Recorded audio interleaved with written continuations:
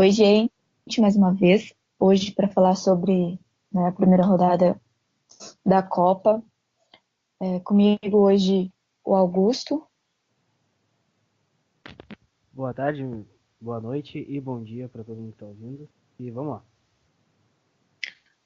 o Aécio, Fala galera, começou a Copa, vamos embora. Gabriel Olha o Hexa chegando. e o Marcelo. Fala galera, tem uma Copa toda aqui para fazer.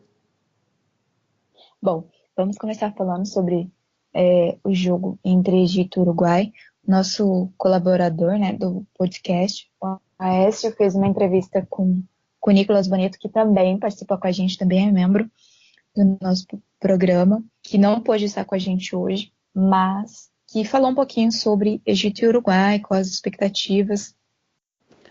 Olá Dani, olá a todos. Sexta-feira, Uruguai e Egito vão jogar pelo Grupo A da Copa do Mundo da FIFA Rússia 2018. Esse jogo vai acontecer às 9 da manhã na cidade de Ekaterimburgo, na Rússia. E para falar da expectativa do jogo, eu estou aqui com o uruguaio Nicolas Boneto, colunista esportivo. Nicolas, mais uma vez, muito obrigado pela sua participação aqui no podcast. Qual é a sua expectativa para o jogo, para a estreia do Uruguai na Copa do Mundo? A expectativa é muito grande. O Uruguai faz uma melhor eliminatória dos últimos 20 anos e agora não tem nenhuma lesão dos jogadores e todos estão no ótimo estado e todos jogam as ligas europeias e foram campeões, por exemplo, Suárez, Cavani, Muslera, e además com uma camada de jogadores jovens que han ter resultados ótimos para com o maestro Tavares. O Uruguai é o favorito para jogar contra o Egito e tem a obrigação de passar a fase de grupos. Não é o favorito, mas tem com tudo para poder passar a fase sem que a FIFA não tenha uma sanção contra Suárez por uma mordida. Mas sem em condições normais, o Uruguai pode estar vencendo o Egito e depois chegar ao mais lejos. Rola um medinho aí do Salah ou não? Não. O Salah é como Suárez. São jogadores que são decisivos. Mas acho que o Salah não vai jogar o primeiro jogo. Pode acontecer uns últimos minutos, mas o Salah não vai ser um problema para a seleção uruguaia. Sabe que o Egito é um com Salah e outro sem Salah. Fazendo estava o Egito nos últimos amistosos não foi numa boa no bom papel. Que eu demonstrar que sem Salah é uma equipe mais como Rússia sem o melhor jogador. O Egito pode ser um perigo se conseguir jogar Salah nos últimos minutos e depois do segundo jogo. É a minha opinião. Bom, e vocês, gente, o que vocês me dizem, né, da expectativa para esse jogo, sabendo que, né, tem esse mistério, se o Salah vai começar jogando ou não, né, do desempenho do Egito nessa reta final dos amistosos, né, de preparação, sendo que nesses 3 últimos amistosos aí, o Egito ele empatou em 1-1 em Kuwait, depois ele empatou em 0-0 com a Colômbia, né, que é um pouquinho já mais forte, e por fim eles acabaram perdendo ali para a Bélgica por 3-0. E aí a gente também conta com o Uruguai, né, com a dupla de centroavante ali, matador, né, que é o Suárez e o Cavani, e também tem uma equipe lá atrás com um entrosamento muito bom, né, dos zagueiros Godin e o Jimenez. E aí, o que vocês acham, gente? Eu acho que mesmo com o Salah 100%, o favoritismo é do Uruguai, por ser muito mais completo. Tem um goleiro muito melhor, tem uma zaga que joga no Atlético de Madrid muito melhor. Ter, para mim, já falaram em outro podcast, o melhor ataque do mundo, né? A melhor dupla de ataque do mundo, que é o Suárez e o Cavani. E não só o Salah, cara, o Elneny, que joga de volante pelo Arsenal, ele também tá machucado e foi convocado para a Copa com o intuito de que passem para as oitavas e ele possa fazer o jogo das oitavas, ou seja, o Salah ali os seus os seus 50, 60% devem entrar no jogo, né, que já treinou e tudo mais, e o Elneny só mais para frente. Então eles têm duas baixas no time, mas é uma partida que esse grupo do Uruguai, eu acho que o segundo colocado vai ser o time, vai ser a seleção que toma menos gol do Uruguai, sabe? Então é hora de fechar a casinha, usar o contra-ataque, e se o Salah jogar, bola nele lá na ponta direita e torcer para ele fazer o milagre. Eu tô, Eu acho que vai ser. Vai, Guto. eu tô com o Gabriel O nisso aí. Marcelo, desculpa. Relaxa. Eu tô com o Gabriel nisso aí. Eu acho que o Salah participar faz uma grande diferença. Como foi, só olha fazendo a ligação com a final da Champions, né, do Real com o Liverpool. Quando o Salah sai, tipo, dá aquela diminuída e o Egito, tipo, o Egito sofre muito sem o Salah em campo. A gente não sabe se ele vai jogar e qual é a condição para ele jogar.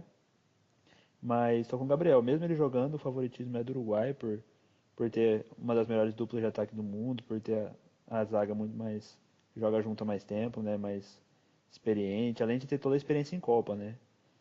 E eu acho que o Uruguai vai ficar com essa leve vantagem, vai passar em primeiro nesse grupo. Mas se o Salah jogar e o Salah jogar bem, eu acho que o Egito tem uma chance de, quem sabe, aprontar pelo menos dar um trabalhinho para o Uruguai. Eu concordo com vocês. Eu acho que vai ser um jogo bem interessante. Acho que a sexta-feira vai começar bem. É o primeiro jogo do dia. Não sei que hora você aí de casa está escutando esse programa. A depender da hora e do dia, você de repente até já sabe se o Salah vai jogar ou não, né? Porque agora, na hora que a gente está gravando, a gente ainda não sabe. Os caras estão fazendo mistério. Eu torço muito pro Salah jogar, acho que sobe muito de nível esse jogo, se o Salah jogar, porque aí vai ser uma disputa bem interessante. Eu acho que o Egito não é um time muito bobo e não acho que o Uruguai é tão favorito nesse jogo, não. Mas ele é favorito, mas não é tão favorito como as pessoas dizem que vão chegar e vai ser fácil. Não acho que vai ser fácil. Embora Cavani e Suárez sejam sensacionais, eu acho que e torço muito para que o Salah já esteja aí, não 100%, porque eu acho que 100% é impossível para esse primeiro jogo, mas que já entre aí já para ganhar rodagem, e vai ser interessante ver nesse primeiro jogo da Copa, essa estreia do Uruguai e do Egito. Você esqueceu do poderoso camisa 10 do Uruguai, Georgian de Arrascaeta. Mas, piadas à parte, é um jogo equilibrado, independente do Salah jogar ou não. Eu acho que o Egito ele ganha muito mais com o Salah, obviamente, o jogo, a Copa, enfim. O momento do Salah é algo mágico. É um cara que, querendo ou não, está competindo com o Messi e com o Cristiano Ronaldo nessa temporada. Então, a dupla de ataque do Uruguai é Cavani e Suárez. Realmente é o grande problema para qualquer adversário. E como o Gabriel já disse, a dupla de zaga já tem entrosamento do clube, então isso facilita também na hora de jogar. A única coisa do Egito que me preocupa, do Uruguai que me preocupa um pouco é o Muslera, que eu não tenho muita confiança nele. Mas é o que o Gabriel também disse sobre quem tomar menos gol do Uruguai leva o segundo lugar. Eu acho que a abertura amanhã da Copa Rússia, e amanhã não, porque agora já é o de oficialmente primeiro dia da Copa. Aê! Quem conseguir pontuar mais contra a Arábia Saudita e pontuar mais contra o Uruguai consegue essa segunda vaga. Bom, A gente já falou um pouquinho, né, sobre os jogadores aí desse confronto, mas tá. Vocês arriscariam um palpite para esse jogo entre Egito e Uruguai? 2-1 Uruguai. Um Acom- pouquinho de. Eu acompanho o Gabriel, 2x1 também, 2x1 pro Uruguai. É difícil, mas eu acho que é um jogo decisivo pra gente saber as pretensões do Uruguai nessa Copa. Mas eu vou de, sei lá, 1-0 Uruguai. Acompanho o AS 1-0 Uruguai. Ou o gol do Soares ou o gol do Cavani. Eu tô com 2-1 Uruguai também. Bom, depois de 20 anos, a seleção marroquina ela volta, né, para a Copa do Mundo aí, sendo que a última vez foi em 98 na França, né? Vocês, qual são as expectativas de vocês entre o jogo de Marrocos e Irã? Como eu Jogo falei, válido, perdão. jogo válido pelo grupo B, pra galera perdida aí. Mano, como eu falei no podcast sobre o grupo B, cara, se eu pudesse apostar um dinheiro nas seleções que podem ser a zebra no futuro nessa Copa, o Marrocos seria uma delas, sabe? A geração deles é a melhor da história já vista. Lógico que tem muitos jogadores de outras nacionalidades que são naturalizados marroquinos, né? Tem muitos franceses. Acho que a nacionalidade que mais jogadores vai ter nessa Copa são franceses. Uma boa parte do Marrocos tem. Sem falar dos nomes do Youssef, do Benatia e outros craques que jogam pela seleção de Marrocos. O Marrocos tem o lateral direito do Real Madrid lá também, o Akram. Então é um time a assistir, cara. O Irã também vem numa campanha muito boa nas eliminatórias. Eu acho que vai ser um jogo bem interessante assistir os dois lados ali. O Marrocos classificou sem perder, o Irã também. Então vai ser uma briga boa, cara. E desse resultado aí dá pra sair o segundo colocado.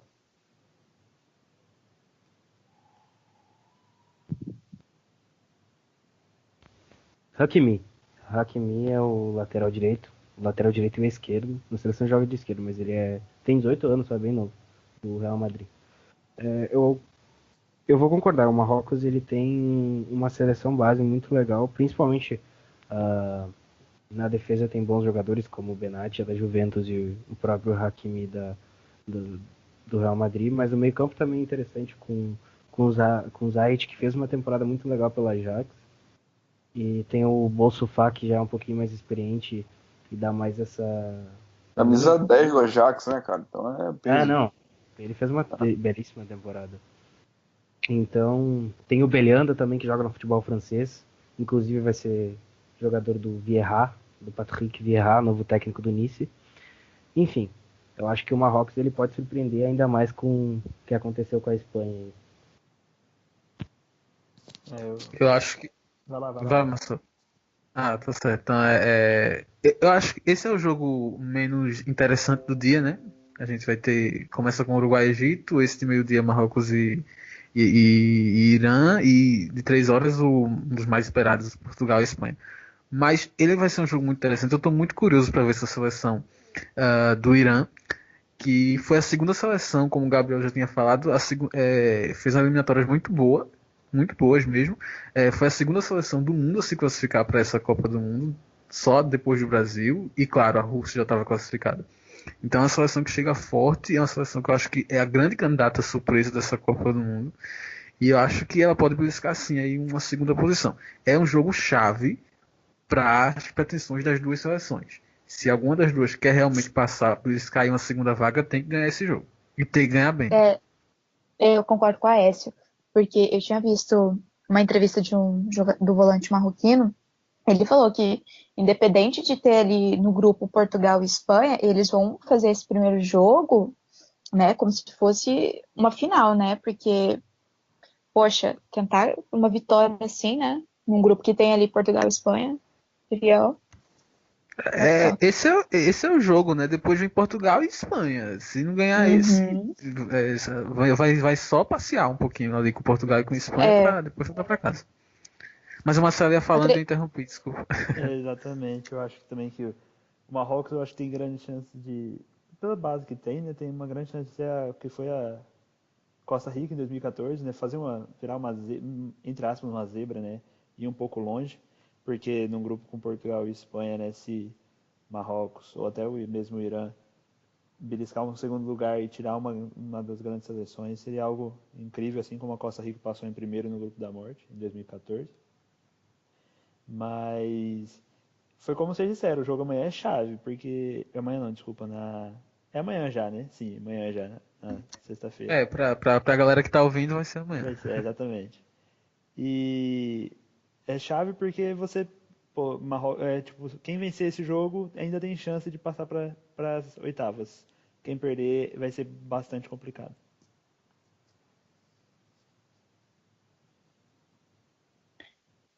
E vocês arriscam algum palpite para esse jogo? Eu vou no 2-1 Marrocos. 3-0 Irã. 4-1 Marrocos. Gente! 2-0 Marrocos. Uau! Pelo amor de Deus, Dani, Dois- não me deixe só. 2-1 Irã. Aí, time Irã. Vamos mudando totalmente agora. O doce, né, daqui do podcast, com a polêmicazinha, né? Não sei se eu falo técnico ou ex-técnico, mas acho que o ex-técnico cabe melhor, né? O Lopetegui, que foi demitido apenas 2 dias antes da estreia contra Portugal, né? Ele que estava ali na seleção espanhola desde 2016, e tinha estendido o contrato até 2020, né, gente? Né? E essa demissão dele foi devido à resposta do treinador, né, aceitar a proposta do Real Madrid após o Mundial, né? Os jogadores da seleção, eles até tentaram ali reverter a situação, né? Pediu para continuar com o técnico até o Mundial, mas meio que não adiantou muito não, né, gente? O que vocês acham dessa confusão que envolveu o técnico da Espanha? Ex-técnico, né? Olha, vendo por fora, assim, né, eu tava assistindo o programa do nosso concorrente mais cedo hoje na TV. E não vou falar o nome aqui não, mas ele é muito famoso no Enem, sabe? Tem que fazer uma redação ali. Aí. E, cara, eu penso, eu sou muito ruim pra essas coisas, sabe? Eu penso muito além, eu fico aqui meio que cabulando as coisas. Eu acho que isso foi tudo armado, cara. Sabe? Mas Uhum. entrando aqui na parte. É uma falta de respeito com a Confederação da Espanha, sabe? Porque tinha todo um projeto, se renovou o contrato, né? E ele acertou com o Real Madrid por baixo dos panos, disse que o presidente da Espanha estava ligando para ele e tudo, ele não atendia o telefone. Disse que quem avisou os companheiros da equipe que ele ia fechar com o Real Madrid foi o Sérgio Ramos no vestiário, ou seja, sem, como é que se fala, sem etiqueta nenhuma, né? Um jogador da equipe vai anunciar para os colegas, aí tem gente do Barcelona como Piqué e o Iniesta, que tem uns grupinhos deles lá, que é meio fechado, o elenco é meio rachado, já não gostaram da decisão, isso, aquilo, outro, entraram meio que numa confusãozinha. Só que eu acho que foi meio forçado isso aí, porque ele acabou de renovar o contrato, entendeu? E o Real Madrid vai ter que pagar essa multa para a Federação da Espanha, e deve ser, não diz aqui o valor da multa, mas deve ser Eu uma coisa boa. eu 2 vi que milhões de são euros eu li. 2 milhões de euros, isso mesmo. 2 milhões de euros a multa. Pois é, não é muita coisa pro Real Madrid, não.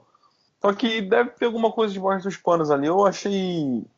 A Espanha, para mim, não é favorita. E agora, estando sem esse técnico aqui, eu acho que é menos ainda. Que confusão. Veja. Que confusão, né, velho? Eu concordo muito com o que o Gabriel falou. A informação que chegou pra mim é bem parecida com essa que o Gabriel falou aí, né?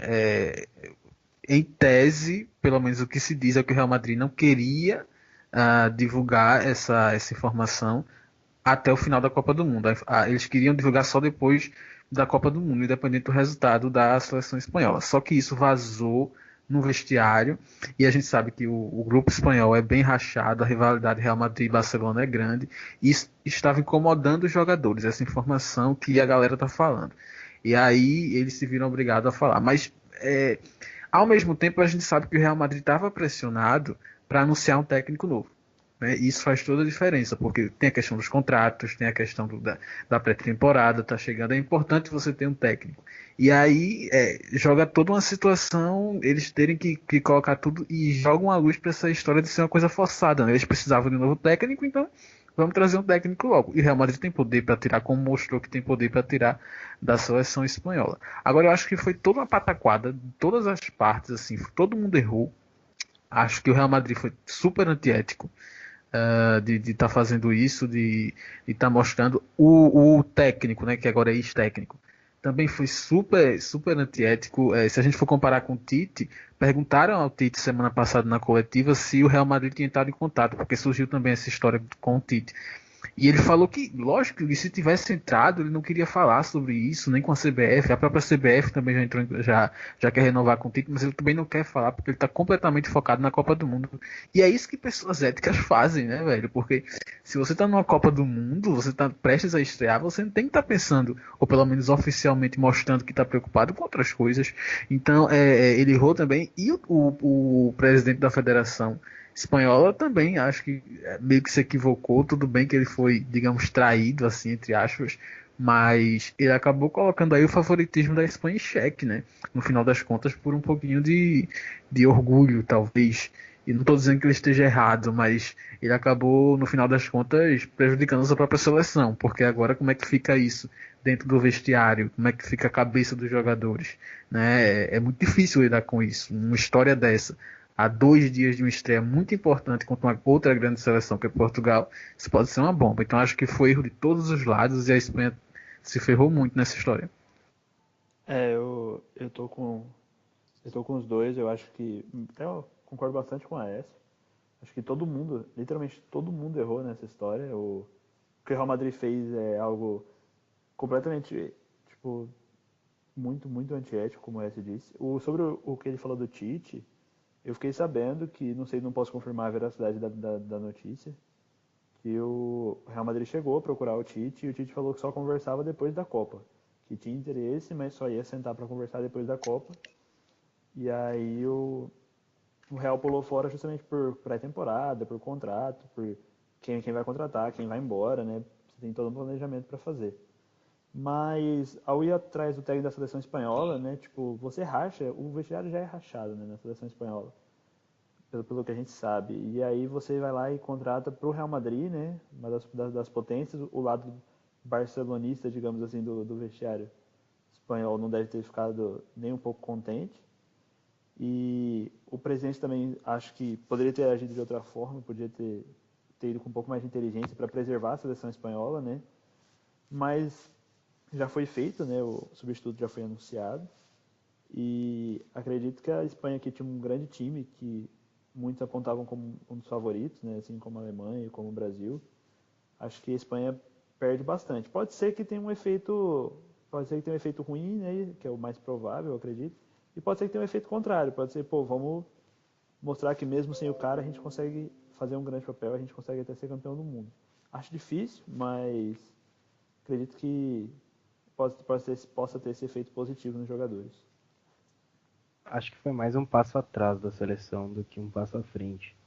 Se causar um efeito positivo, eu acho que vai ter que ser agora, tipo, na hora, praticamente um dia da estreia, e eu acho muito difícil. Porque, como vocês já disseram, como o elenco é rachado em questão de rivalidade Real e Barcelona, você demite o técnico porque ele foi contratado pelo Real Madrid. A galera que é jogador, que exerce, por exemplo, que trabalha pelo clube Barcelona, já vai ficar meio assim. E a galera que trabalha pelo Real Madrid vai tentar defender, querendo ou não. O Lopetegui é técnico do Real Madrid agora, então eles vão defender quem? O comandante dele. Mas eu não sei se antes tinha precedente, mas agora tem um precedente muito grande para Marrocos e Irã deles conseguirem essa segunda vaga. E Eu não sei se antes o Portugal, que era cotado talvez por ser segundo colocado, não se beneficia e pode até terminar em primeiro. Então essa bola de neve acabou complicando a Espanha e deixando uma grande incógnita para saber, será que a Espanha vai fazer de novo o fiasco que nem foi em 2014? Ou vai dar a volta por cima e chegar longe? Como já foi colocado em muitos até semifinalista, mas eu acho que eu não conheço nem, não sei se o Fernando Hierro, que é o que enfim, já foi zagueiro da seleção e tudo mais, teve algum trabalho, eu não conheço, mas ele tem muita coisa para fazer em muito pouco tempo. Então vamos ver o que vem por aí, mas é aquilo. A brecha está aberta para Marrocos, Irã e Portugal beliscarem essas duas vagas aí. E a Espanha só se ferrou com essa bola de neve que ela mesma criou. Já que o Guto mencionou aí o Fernando Hierro, o que vocês acham desse novo técnico, né, da seleção espanhola? Só mais um adendo aqui, eu gostei muito do que o Aécio falou sobre o Tite, né? E um tempinho atrás, cara, não sei se vocês lembram que o Muricy estava muito cotado para ser o técnico da seleção. Sim, sim. E ele era técnico do Fluminense. E a seleção buscava um novo técnico e a CBF investiu o Muricy. O Muricy não quis sair, ele quis cumprir o contrato dele com o Fluminense, cara, né? Tanto... E olha que isso era uma situação contrária, né? No caso era de um clube para uma seleção e ele negou. Sim, cara. Foi, pô, a maior seleção do mundo, né, cara? E sei lá, né, velho? Então, falando agora do Hierro, para quem não sabe, o Hierro era, desde 2014, ele era assistente técnico do Zidane, lá no Real Madrid. Ele foi diretor lá no Málaga desde 2011 lá, né? Então ele teve um trabalho aí já de base, tem 50 anos, então ele tem botar uns 10 anos já dentro de clube na administração, né? E foi assistente do Zidane nessas 3 Champions Leagues aí. Alguma coisa ele deve saber, né? Sim, então, inclusive... Duas. Ele estava treinando, ele em 2016, 2017 ele treinou o Real Oviedo, eu acabei de ver aqui. E teve passagem pela seleção, uma das seleções de base da Espanha. Só não sei ao certo qual. Mas eu vi que ele estava treinando o Real Oviedo. Mas é isso, não dá pra dizer o que o Hierro fez, porque realmente, tirando esse Real Oviedo aí, que, enfim, a gente não tem muito precedente e ser assistente técnico, a gente não tem muito mais do Hierro. Dani, você que estava falando? Então, eu tinha visto na entrevista dele logo que ele foi... Logo que falaram que ele ia ser o substituto, que ele ia tentar mexer o mínimo possível, né? Porque, poxa, já tinha todo um tempo ali de preparação e tal, e que ele não ia conseguir mudar tudo apenas, tipo, em 2 dias, né? O que levou, assim, anos e anos de trabalho para ser construído, né? Mas ele falou que ele vai tentar, tipo, manter o que ele já vinha visto, né? Já andava vendo pelos trabalhos do Lopetegui, e que ele vai tentar manter. Se vai dar certo, eu não sei. Eu tenho a sensação que é muito difícil, né? Porque. Com certeza, cara. Porque muda uma seleção que não foi ele que chamou, né, cara? Por mais que, é verdade. Por mais que ele esteja do lado, né? Não é a mesma coisa. Isso mexe, inclusive, com a cabeça da galera, dele também. Eu não conheço muito. Assim, eu vim conhecer mais ele hoje, assim, não conhecia a história dele como jogador e tal. Mas eu sei que ele é muito agora candidato a herói, né? Porque imagina se a Espanha vai muito bem na Copa e ganha a Copa, vamos imaginar. Porque futebol pode acontecer tudo. Ele vira um herói nacional, porque a coisa caiu no colo dele 2 dias antes ele conseguir levar a seleção. Mas é muito difícil. Não, e teve até um fato engraçado, mano, que o Fábricas, depois disso tudo, ele postou uma foto, né? Será que eu vou ser chamado agora? E aí fica a brincadeira da convocação, né, cara? Porque não é a convocação do cara, mano. E ele tem que ajeitar com isso aí, né? Exatamente. E em tese ele pode, né? Porque ele pode fazer alterações, mas aí tem que ser por lesão, né? Ele pode fazer alteração até um dia antes da estreia, mas tem que ser por lesão, é verdade. Não, mas e se a Espanha vai bem também, um pouco da porcentagem do heroísmo, vai pro técnico passado, né, cara? Porque foi o que convocou, porque tava com a Ah, seleção. mas você acha? Você Eu acha? acho. Eu acho que ele agora tá com pinta de traidor. Eu acho. Não, Então, vamos. tanto que, tipo, meio que vetaram ele dar entrevistas, né? Ele falou que só ia dar entrevista quando chegasse na Espanha. Tem muito disso aí também. Eu acho. O Hierro, ele. Foi como vocês disseram, né? Ele não convocou, mas. E mesmo que ele tenha observado o trabalho, ele vai ter que. Ele não vai conseguir botar, tipo, uma filosofia dele, vai ser impossível, eu acredito. Ele não tem os jogadores, digamos. Talvez ele até fizesse a mesma convocação, a gente nunca vai saber isso, né? Se ele talvez convocasse os mesmos jogadores. Mas tipo, ele não tem muito.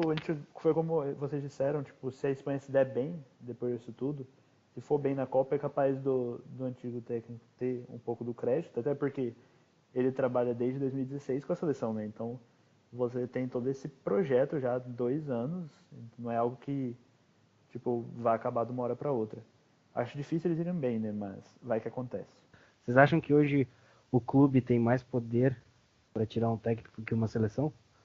Se o clube for Real Madrid, sim. Exatamente. Exatamente. É, Depende do clube e Dependendo do depende da clube, seleção. pô, Eu acho que são 3 clubes, cara. Real, o United e o Bayern, cara. Que eu acho que podem conseguir isso. O resto não dá, não. Eu acho que o Barcelona também.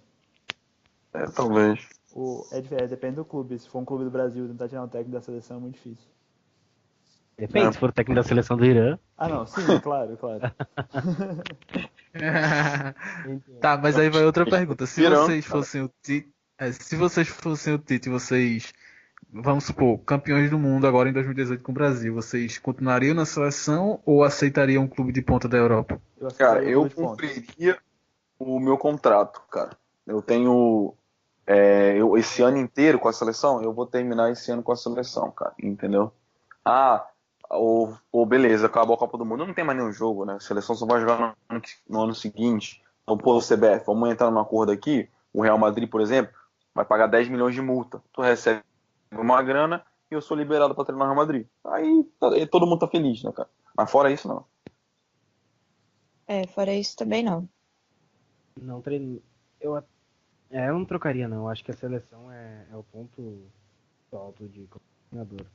A não ser que no caso do Tite, é que, por exemplo, o Tite já ganhou tudo com o futebol brasileiro.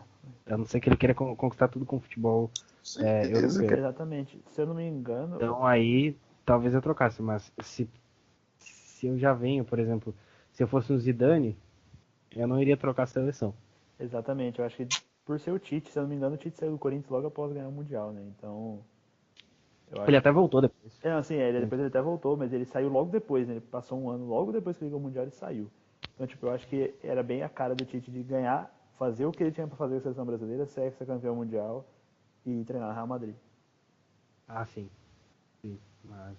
Sim, até porque sai por cima, né? Exatamente. Ou você sai por cima. Já tá em cima, né, velho? Vai ser por onde? Mas eu acho que vai vir muito clube ainda em cima do Tite. Se ele ganhar a Copa, então, meu Deus. Eu acho que sim, independente de ganhar ou não, o Filipão tá com proposta aí de clube, tá tudo tem direito. Depois do Meu Deus. 7-1, pô. Meu Deus, aí o Não, Filipão não mas dá. ele vai ter proposta de clube nível baixo ou nível ocidental lá que vai pagar fortuna porque o cara é o Filipão.